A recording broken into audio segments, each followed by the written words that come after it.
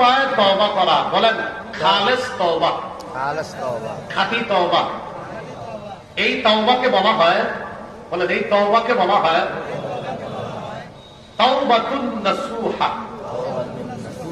তাহলে এই তওবাটাকে কি বলা হয়? তওবায়ে নাসুহা।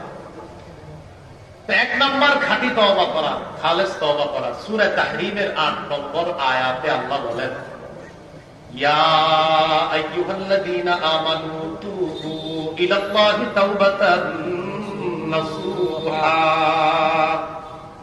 হে ঈমানদারগণ, তোমরা আল্লাহর কাছে তওবা করো, খাঁটি তওবা। আসা রাব্বুকুম আইয়ুকাফিরা আনকুম সাইয়্যাতিকুম।